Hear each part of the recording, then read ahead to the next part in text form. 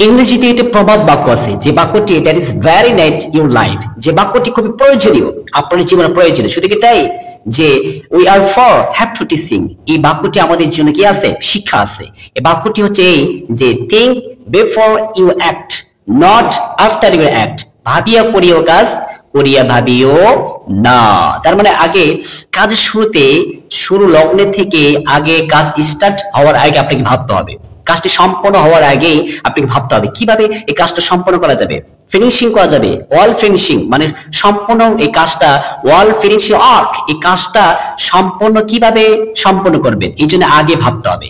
কিন্তু আমি আপনি যদি ভুলভাল কাজ করি, ভুলভাল কাজ করার পর, রং ডিসিশন না হওয়ার পরে যদি আমি ভাবি, যদি পরীক্ষার দিনে চিন্তা ভাবনা না করে, যদি এক্সাম অংশগ্রহণ না করে, যদি রেজাল্টের দিনে যদি ভাবি আরে কি হবে কি হবে, এই হতাশা, এই কি হবে, আরে কি হবে কি হবে, এই যে আহা আহা শব্দটা, আফসোস মানে আফসোস যে ফিল, এই ফিলটা আপনাকে আগে করতে হবে, আগে আফসোস করতে হবে, আফসোস আগে করতে হবে, কিন্তু পরে করলে হবে না। এই জন্য ভাবিয়া করিও কাজ, করিয়া ভাবিও না। বিশ্বনবী সাল্লাল্লাহু আলাইহি ওয়াসাল্লাম সহিহ বুখারী প্রথম নম্বর হাদিস এনেছেন ইমাম বুখারী রাহিমাহুল্লাহ। তিনি বলেছেন ইন্নামাল আ'মালু বিন্নিয়াত, রাসূলুল্লাহ সাল্লাল্লাহু আলাইহি ওয়াসাল্লাম বলেছেন যে প্রত্যেক কাজ নিয়তের উপর ডিপেন্ড করে।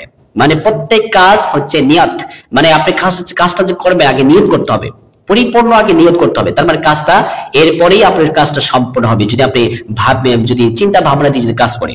তার মানে আগে ভাবতে হবে, ভাবিয়া করিও কাজ, করিয়া ভাবিও না। কিন্তু আমরা করি যে আমরা কাজ করার পরে আমরা ভাবি যে কি করলাম, এটা কি করলাম, কি হয়ে গেল, এই জন্য হতাশা।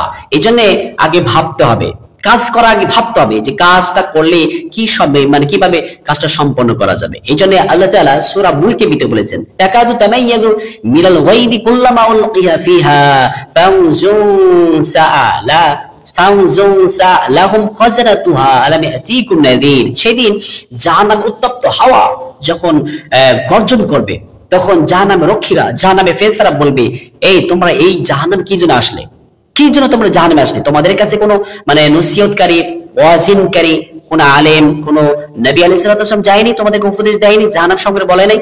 তখন তারা বলবে ক্বালু বালাকাদ জাআনা নাযীরুন ফাকাযাবানা ওয়া কুন্না মা নাযালাল্লাহু মিন শাইইন আনতুম ইল্লা ফি দালালিন কাবীর। তারা বলবে হ্যাঁ গিয়েছিল, কিন্তু আমরা সেটা মানি নাই, আমরা তাদেরকে মিথ্যা প্রতিপন্ন করেছি, আমরা তাদেরকে গালি দিয়েছি, আমরা বলছি না এটা আল্লাহ তাআলার পক্ষ থেকে আসে নাই।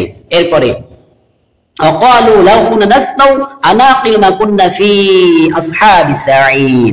এরপরে তারা ভাববে হারে আজকে যদি আমরা চিন্তা ভাবনা করতাম, আজকে যদি আমরা বিবেক খাটিয়ে যদি তাদের কথা মেনে নিতাম, নবী আলাইহিস সালামের কথা মেনে নিতাম, আলেম ওলামার কথা যদি মেনে নিতাম, কোরআন হাদিস থেকে যদি শুনতাম, তাহলে আমরা এই জাহান্নামে আসতাম না। তার মানে এই যে জাহান্নামে যাওয়ার পরে তারা ভাববে আহা কি করলাম, এই আহা কি করলাম, এটা জাহান্নামের আগে থেকে আপনাকে দুনিয়াতে আপনি ভাবতে হবে জাহান্নাম কি জিনিস, এখানে গেলে কি হবে, কি শাস্তি হবে, কি ভয়াবহতা হবে, কি দুঃখ দুর্দশা হবে। এই জন্য আগে আপনাকে ভাবতে হবে। এই জন্য ভাবিয়া করিয়া কাজ, করিয়া ভাবিও না। আল্লাহ তাআলা প্রত্যেকেই নসিহত, এই প্রবাদ বাক্যটি অনুযায়ী আমাদের প্রত্যেকে চলা তৌফিক দান করুন। আমিন।